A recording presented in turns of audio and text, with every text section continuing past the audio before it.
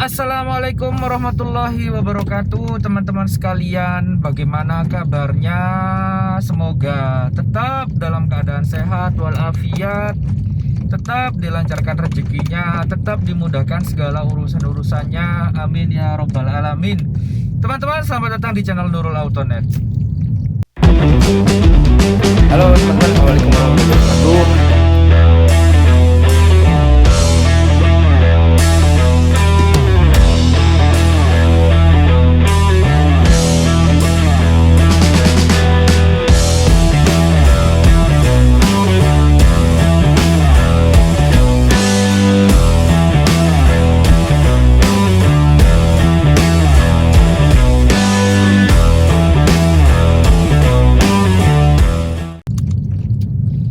Alhamdulillah teman-teman, besok adalah 10 hari. Hari ini ke tanggal 13 ya. Besok adalah 10 hari terakhir puasa teman-teman. Gak terasa teman-teman, sudah 20 hari kita melakukan puasa. Kurang lebih seperti itu ya.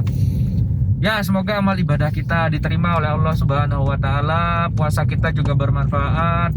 Terus juga nanti kita bisa berintrospeksi diri di bulan Ramadan ini, sehingga nanti ketika kita Idul Fitri Lebaran itu kita bisa menjadi orang manusia yang lebih baik lagi, seperti itu ya. Lebih baik lagi ke depannya, sering beribadah, sering sholat, rajin sholat, nggak bolong-bolong lagi, sering menjalankan sholat sunnah, sering ke masjid. Amin ya robbal alamin. Sering sodakoh kan gitu ya teman-teman ya. Mohon maaf teman-teman, bukan ceramah tapi pengen aja ya, setidaknya kita sebagai umat manusia, kita pengen menjadi yang lebih baik daripada hari sebelumnya, seperti itu ya. Oke teman-teman, saya ucapkan terima kasih buat teman-teman sekalian karena sudah klik video ini dan sudah mampir di channel Nurul Autonet. Buat teman-teman yang baru bergabung, yang baru tahu channel ini, mohon untuk dukungannya, klik subscribe, like, dan share video-video saya, serta klik notifikasi tombol lonceng. Karena di setiap minggunya saya akan upload video-video terbaru saya yang membahas seputaran promo Mitsubishi, terus harga Mitsubishi, terus juga review mobil Mitsubishi, terus juga review mobil used car, terus membagikan tips seputar otomotif, terus juga membagikan informasi seputar lembaga keuangan non-bank atau bank, seperti itu teman-teman sekalian.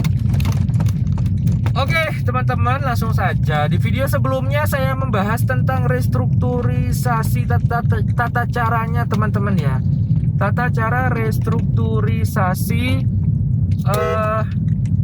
dari rumah gitu, dimana teman-teman bisa klik videonya di sini, itu ada penjelasannya juga. Saya ambil 2 leasing waktu itu ya. Nah, hari ini juga saya akan membahas tentang restrukturisasi, tapi hati-hati teman-teman.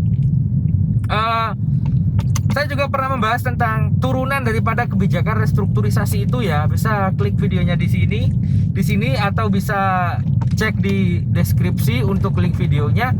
Begini teman-teman, restrukturisasi itu sebenarnya bisa menguntungkan, bisa merugikan, bisa meringankan, bisa memberatkan teman-teman, gitu.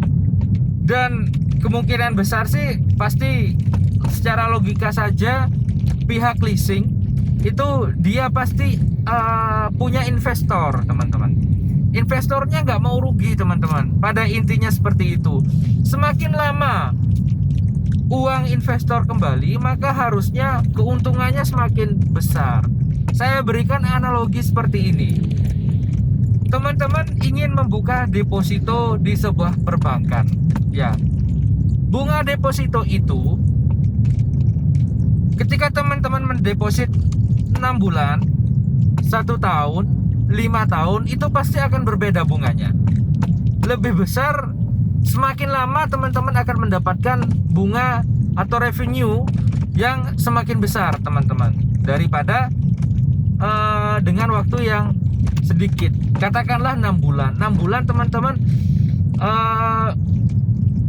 mendapatkan bunga atau revenue lebih sedikit daripada teman-teman mendepositkan uangnya selama 1 tahun, apalagi sampai 5 tahun, apalagi nilainya bermiliar-miliar. Nah, logikanya pun seperti itu. Ketika kita melakukan restrukturisasi, otomatis yang dilakukan oleh pihak leasing atau perbankan itu adalah menunda pembayaran. Itu satu turunan kebijakannya ya, menunda pembayaran, penangguhan pembayaran bisa sebulan, 2 bulan, 3 bulan, 4 bulan, itu bisa saja teman-teman.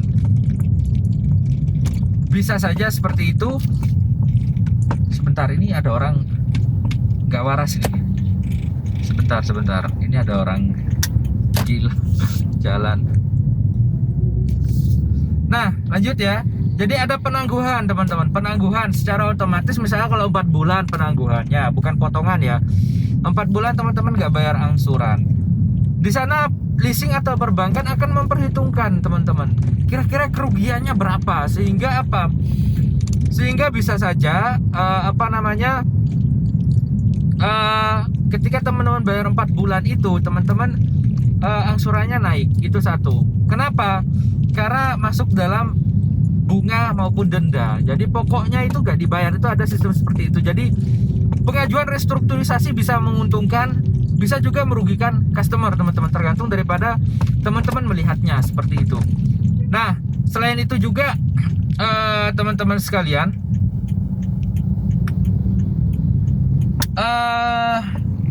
teman-teman harus teliti sebelum menyetujui restrukturisasi. Misalnya nih, dari video saya yang kemarin, teman-teman mencoba melakukan pengajuan dari rumah kayak gitu ya, restrukturisasi misalnya nih.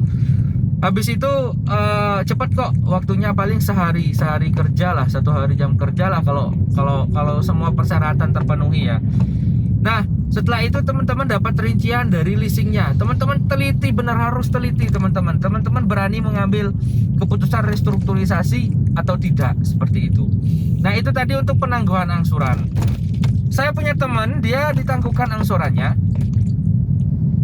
tetapi setelah itu angsurannya itu bertambah teman-teman. Sebenarnya saya pikir-pikir malah lebih berat seperti itu. Ya memang teman saya itu ditangguhkan angsurannya selama 3 bulan. Tetapi dari angsurannya itu 3.100.000 kalau saya nggak salah, naik menjadi 3.400.000 setelah 3 bulan ketika dia membayar lagi. Jadi ternyata setelah dirinci, waktu itu masih membayar bunga, tunggakan bunga sama asuransi teman-teman. Ternyata bunganya nggak hilang. Kayak gitu teman-teman. Maksudnya bunganya, jadi bunga selama 3 bulan itu tetap dihitung sama perbankannya. Nah, itu salah satu turunan kebijakannya. Nah, itu penangguhan teman-teman. Yang kedua adalah pemotongan bunga. Sebenarnya bahasanya saya nggak setuju. Perbankan itu memberikan bahasa pemotongan bunga. Karena apa teman-teman? Karena tetap customer akan membayar bunganya di belakang. Ya, tetap. Misalnya gini, dan tenornya nambah. Itu skemanya kayak gitu, itu nggak menguntungkan bagi saya. Jadi perlu lebih diteliti lagi buat teman-teman yang ingin mengambil restrukturisasi seperti itu. Contoh misalnya ya, tenornya 4 tahun teman-teman, 48 kali, sudah jalan 4 kali, berarti sekitar 43 kali teman-teman. Sisa tenornya yang harus dilunasi 43 kali. Nah, selama 4 bulan dia mendapatkan potongan. Jadi membayar pokoknya saja sebesar jadi dari angsurannya itu 2.600.000 sekian, dia hanya bayarnya 1.900.000 sekian, hampir 2 juta lah. Jadi katakanlah potongan per bulannya itu 600.000, seperti itu. Itu selama 4 bulan teman-teman. Selama 6 bulan. Selama 6 bulan itu dipotong. Coba teman-teman saya berikan skemanya di sini. Ini yang saya dapat kayak gini. Nah, ini untuk yang ini awalnya tenornya ini 48 kali. Ya, awalnya tenornya 48 kali. Setelah diajukan restrukturisasi naik menjadi 54 kali teman-teman, 50 sekian kali lah, 50 kali dengan angsurannya lebih tinggi, 2.700.000 teman-teman. Setelah dipikir-pikir, bayangkan kalau teman-teman hitung sendiri tanpa restrukturisasi, Dengan restrukturisasi itu total bayarnya lebih mahal daripada teman-teman restrukturisasi. Gimana teman-teman? Menguntungkan bagi saya itu merugikan, dan sebenarnya itu memberatkan. Ya, termasuk pun yang potongan yang penangguhan angsuran itu sebenarnya memberatkan. Bayangkan teman-teman, teman-teman dapat gratis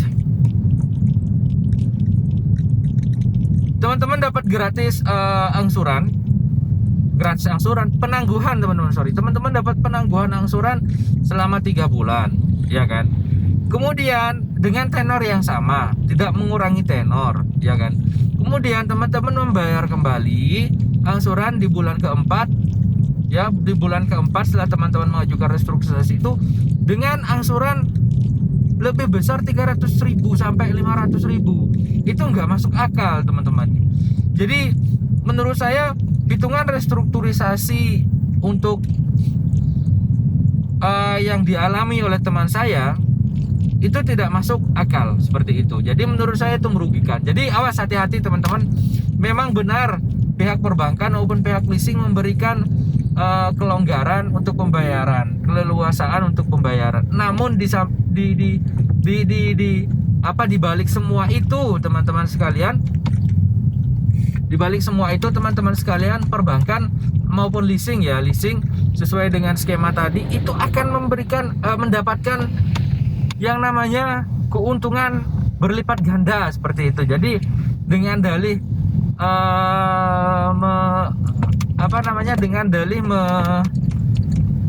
mengurangi beban nasabah atau debitur, tapi di belakangnya mereka melakukan atau meminta keuntungan. Dan menurut saya itu wajar sih teman-teman. Kenapa? Ya seperti tadi itu teman-teman, resikonya tinggi, itu satu. Resiko untuk NPL-nya ya, NPL itu non perform loan seperti itu ya, NPL itu jadi gagal bayar lah istilahnya. Itu tinggi karena 3 bulan misalnya bank tidak atau leasing tidak dapat pemasukan dan sebagainya, sehingga dia resiko yang harus dia tanggung adalah stop selling salah satunya, atau masih bisa berjualan, masih bisa melakukan penerimaan pembiayaan dengan down payment yang tinggi, sehingga kata lainnya pencairan yang sedikit gitu ya. Oke, mudah-mudahan teman-teman paham atas apa yang saya jelaskan ini, karena ini sangat teknis sekali ya. Jadi ketika saya berbicara seperti ini, maka orang-orang keuangan, orang-orang otomotif, orang-orang leasing akan paham kemana arah saya seperti itu. Jadi begitu teman-teman. Jadi resiko yang didapatkan di leasing itu seperti itu, sehingga saya kira termasuk wajar lah kalau menurut saya perbankan atau pihak leasing itu memberikan skema seperti itu. Toh juga untuk saat ini ekonomi masih amburadul, morat-marit teman-teman, karena kebijakan lockdown itu, karena kebijakan PSBB juga, kebijakan ya pembatasan orang melakukan kegiatan ekonomi, sehingga orang berpikir, terutama saya di bidang sales marketing untuk mobil gitu, para customer berpikir 2 kali untuk membeli mobil seperti itu. Mereka perlu membudgeting lagi apa-apa yang memang perlu menjadi kebutuhan mereka yang utama gitu ya teman-teman sekalian ya. Jadi itu saja teman-teman sharing dari saya kali ini terkait dengan restrukturisasi.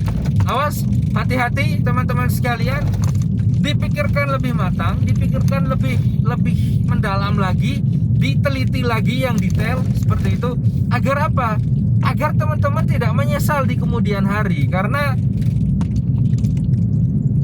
di bulan ini iya gitu, selama 3 tahun iya, ini meringankan sebenarnya. Di bulan ini ya, di waktu ini timingnya itu ringan, dalam artian teman-teman oke lah tidak punya uang sekarang, ya kan. Sekarang dalam masa teman-teman depresi dari di bawah, ya kan. Oke lah, nggak apa-apa, saya setuju gitu loh. Mau mengambil kebijakan itu saya setuju, daripada misalnya mobilnya dibawa, ditahan oleh leasing karena teman-teman tidak kuat atau tidak bisa membayar, atau BI checkingnya jelek ya, seperti itu. Tapi menurut saya persetan dengan BI checking untuk saat ini teman-teman. Menurut saya tidak akan ada leasing ketika ke depan teman-teman akan membeli mobil lagi katakanlah 1 tahun depan lagi ketika analisnya itu bertanya kepada teman-teman, pada bulan ini mobil Anda ditarik atau BI checking Anda jelek pada bulan ini, itu kenapa? Teman-teman tinggal bilang aja ada efek corona. Analis pasti akan melihat daripada karakter teman-teman sekalian melalui slik OJK seperti itu ya, atau BI checking istilahnya. Itu saja sih teman-teman sekalian. Jadi persetan dengan BI checking kalau menurut saya. Dan juga restrukturisasi bagi saya hopeless seperti itu ya, memberikan harapan palsu kepada customer. Saya memahami bahwa setiap kondisi setiap orang itu berbeda-beda. Kondisi setiap orang berbeda-beda dan semua keputusan ada di tangan teman-teman sendiri. Saya hanya bisa memberikan bisa memberikan sebuah sharing, saran saja bahwa hal-hal yang perlu teman-teman ambil terkait restrukturisasi itu ya difikirkan terlebih dahulu, dianalisis terlebih dahulu, dibaca secara detail terlebih dahulu, dihitung dulu matematisnya seperti apa. Kalau teman-teman tidak mengambil restrukturisasi, tenornya masih tetap dengan angsuran masih tetap, tapi ketika teman-teman mengambil restrukturisasi, tenornya kemungkinan bertambah dengan teman-teman tetap membayar meskipun angsurannya lebih ringan, itu hanya 6 bulan saja atau berapa bulan saja. Terus kemudian selanjutnya teman-teman membayar sebesar 2.700.000 sekian ya, atau naik sekitar 100.000 atau 200.000 lebih mahal dengan tenor yang lebih panjang lagi. Teman-teman memikirkan untuk angsurannya, ya whatever lah teman-teman, itu semua ada di tangan teman-teman sekalian. Kalau menurut saya pribadi, saya akan memilih lebih baik saya telat membayar tapi saya tidak melakukan restrukturisasi. Kalau menurut saya ya, ini kondisi saya, misalnya kondisi saya saat ini, misalnya saya tidak kuat untuk mengangsur mobil, katakan begitu, untuk bulan ini, maka saya tidak akan mengambil restrukturisasi, tapi saya akan berusaha untuk mencari uang agar saya bisa membayar. Gak apa-apa saya membayar denda, karena meskipun saya telat dalam rekod BI checking atau history payment saya di slik OJK misalnya, di BI checking, itu persetan dengan semua itu teman-teman. Itu tidak akan berguna ketika saya sudah ngomong bahwa waktu itu, ketika saya ngomong kepada ini ya, tim analisnya ya, ketika saya ngomong seperti ini, ketika saya pengajuan kredit mobil kembali dan analis bertanya seperti itu, saya akan ngomong waktu itu saya ingin memang keadaan ekonomi tidak baik ya kan, pendapatan menurun, saya sudah melakukan restrukturisasi, namun setelah saya hitung-hitung ternyata restrukturisasi itu tidak cocok buat saya, tidak membantu, sehingga saya memutuskan untuk meneruskan angsuran secara reguler dengan catatan saya mungkin telat membayar selama 10 hari atau 20 hari seperti itu. Itu akan lebih baik kalau menurut saya ya, karena apa, uang yang saya keluarkan akibat tidak adanya restrukturisasi lebih sedikit daripada saya harus ikut restrukturisasi. Itu mobil bagus sekali teman-teman, dari dulu saya jatuh cinta sama Swift. kayak gitu sih teman-teman sekalian ya. Jadi itu saja sharing saya kali ini, semoga teman-teman bisa bermanfaat informasi dari saya. Dan teman-teman, terima kasih telah menonton videonya. Jangan lupa saya mohon dukungannya untuk klik like, subscribe, dan share video-video saya, serta klik tombol loncengnya juga agar ya kita bisa saling berbagi informasi seperti itu. Terima kasih teman-teman. Oh ya, untuk pemesanan Mitsubishi di area Jawa Timur bisa menghubungi saya di nomor WA 0822 3152 4061 teman-teman sekalian. Oke, terima kasih banyak. Saya tutup teman-teman. Wassalamualaikum warahmatullahi wabarakatuh. Bye.